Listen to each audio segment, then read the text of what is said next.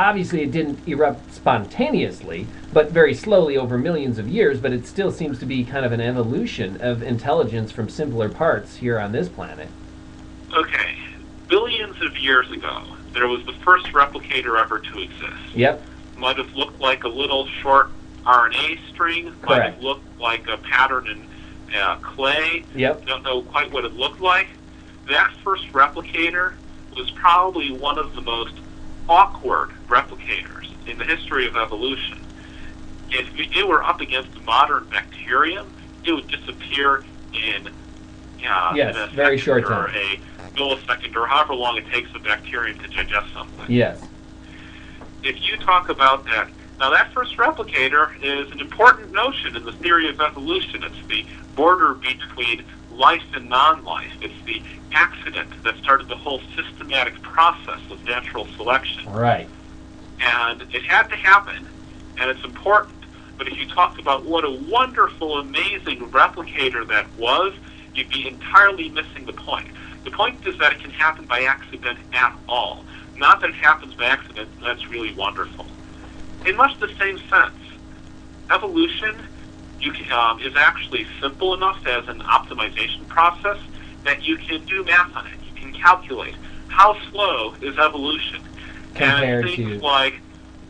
Yeah. And it's things like it takes 767 generations for a mutation with a 3% advantage to spread through a population of 100,000. And I'm not sure if that's the actual number. That might have been mixed up from some other numbers. Sure, I understand where you're going here. Yep, continue on.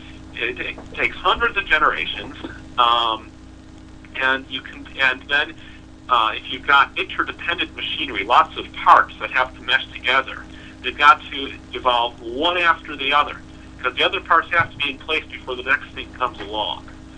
So we're talking literally millions of years to produce complex machinery of the same order that a human programmer can sit down and produce in an afternoon.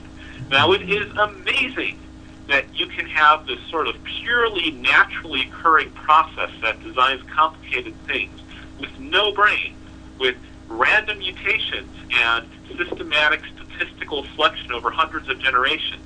Yeah. It's amazing that you can have designed things without an intelligence to design them. It's important. It's a key event in the history of the universe. Sure. And if you talked about what an amazingly powerful designer evolution is, you'd be missing the whole point. If you're talking about how wonderful human intelligence is, when the amazing thing is that we can function at all, despite having evolved rather than being intelligently designed like an AI. Okay. I think I follow you here about the organic evolution of AGI through the interconnected network. However, I would say that it boils down a little bit to semantics as well, because directed research, directed evolution for AGI, say people who know what they're looking for, what they want to develop, say are more likely to produce friendly AI, they're part of the network, right? I mean, so there is a little bit of wishy-washy semantics here. Well, yeah, but we're still talking about people who may have Google at home, but the AI itself is still a brain in a box in a basement. Okay, gotcha. Understood. Okay, one other thing I wanted to mention here before I get into a question or two, and that is you were recently at the Global Catastrophic Risks Conference, and you were speaking on many of these same subjects, I take it, as far as developing friendly AI. And what effect it may have on humanity. It was sponsored by the Future of Humanity Institute. And I just wanted to say, ask you about your presentation at the Global Catastrophic Risk Conference, and also what other items you may have seen there, either official presentations or people you were talking to in the background, the impression of the conference as a whole. But also, if there was anything that stuck out in your mind as far as risks go outside of friendly AI, anything that really caught your attention. Well, I did 2 chapters for the book Global Catastrophic Risks, which the book was sort of Yeah, Yes. which the conference was launching. Sure, I've got a graphic of the book here. Just recently available on Amazon, I take it? Yep. Okay. Believe so.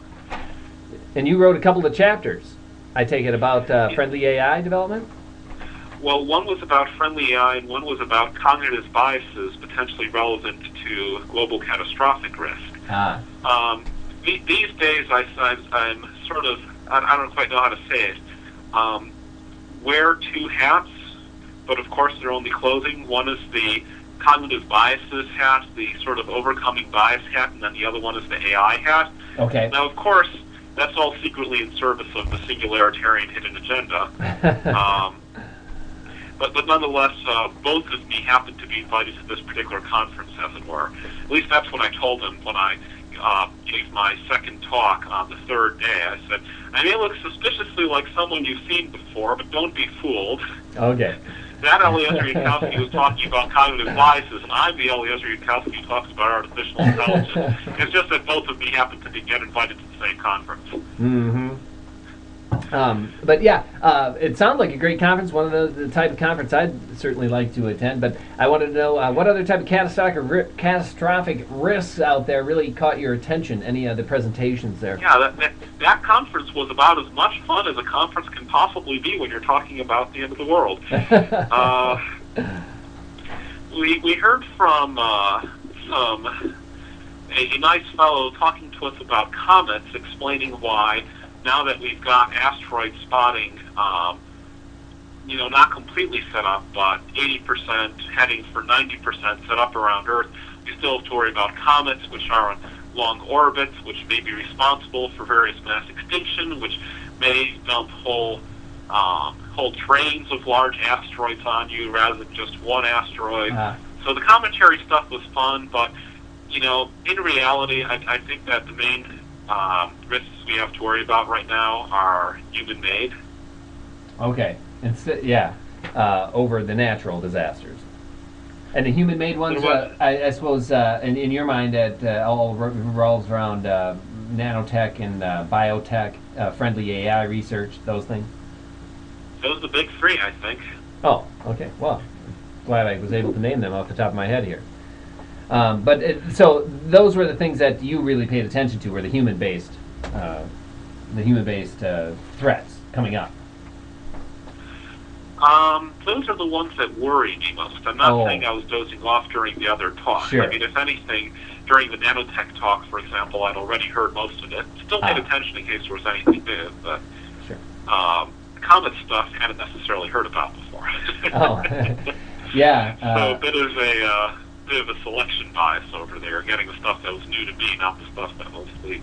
That's the stuff that sticks out in my mind, of course. Yeah, the one thing that the comet or asteroid strike is one thing, I guess, that has made the news the most recently, has gotten the most attention as far as I see from the outside, looking at it from a regular person standpoint, what's in the papers, what's on websites. But I suppose even if that isn't the greatest threat, which I would agree with you, it isn't the most probable threat for the next... Or even in the top 5, or probably not the top 10. Okay, not even in the top 10. Let's we can put it that way. But I would say it at least serves a purpose to focus people's attention on catastrophic risks that may be coming up in the near future. Would you say that? At least more people are thinking about this subject? It's sort of an encouraging sign for humanity, even if it's more or less a token, that we would attempt to resist our own demise in any sort of systematic fashion, more organized than just sort of issuing statements and maybe waving a few flags on the streets and so on. Actually put up an asteroid detection system, or comet detection system would be a bit more difficult, unfortunately. Mm-hmm.